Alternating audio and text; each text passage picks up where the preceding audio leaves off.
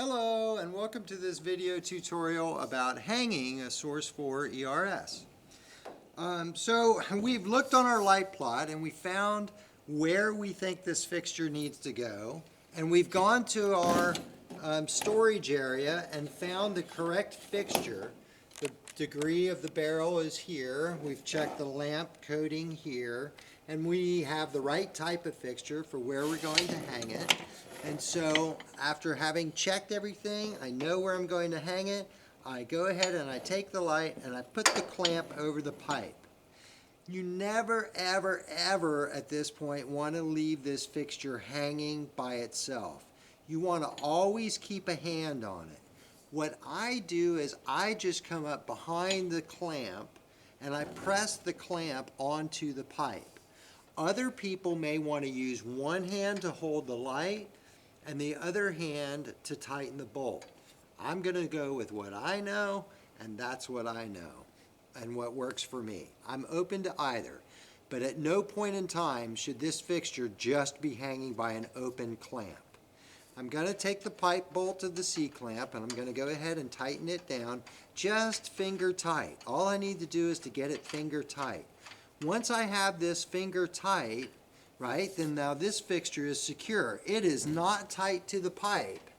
It's not tight to the pipe at all, but the way the clamps are designed is not to let that fixture go.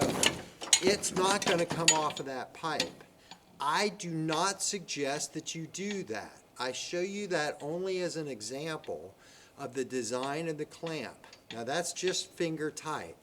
So now that I know where it's going to go, and I've got it on there, I will take my wrench, which is tethered to my body so that it can't fall and hurt someone. I use my wrench and I tighten the pipe bolt. I only need to give it a little bit. I do not need to use superhuman strength on that bolt. That has held this light very securely. All right. Now, I've also consulted with the plot and I have an idea of which way I want this light to focus. This light needs to focus that direction, so I orient it and then loosen the side T-handle, right, to point it in that direction, being mindful that the gel clip should be on the top and the power cable exiting the housing should be in the back.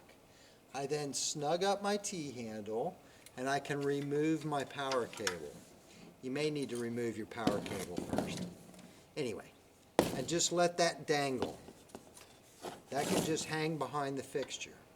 Now, the next thing I will want to do is to go ahead and attach my safety cable, which is pretty easy. I just open the little clip, remove the loop, make sure I pass between the yoke and around the pipe, reconnect to the loop, and release it. You can let that dangle. Now I'm going to want to make sure that my shutters are open, all of them. There we are. Now this fixture is loose and wobbly at this point. I will want to identify why it is so loose and then snug it up so that we can go ahead and be ready to focus it when the time comes. There are two adjustments that may make it wobbly. One is going to be the yoke bolts underneath, which is what I believe this to be, and all I'm going to do is tighten that up a little bit, and I can see right now that it's much better. I don't want to make it so tight that it won't move, just snug so that it's ready to be focused.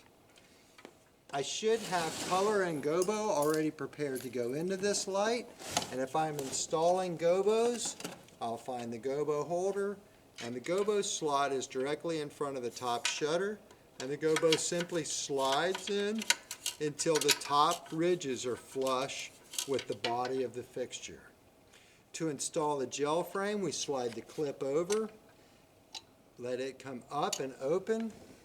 We take our gel frame, ideally with the open side of the gel frame, where you inserted the color into the frame, on the top, and we slide that into the slots nearest to the lenses. That leaves these front slots open for accessories such as scrollers or top hats or barn doors. Then close and let the gel lock move back into place. And that is how you hang an ETC Source 4 ERS. Thank you.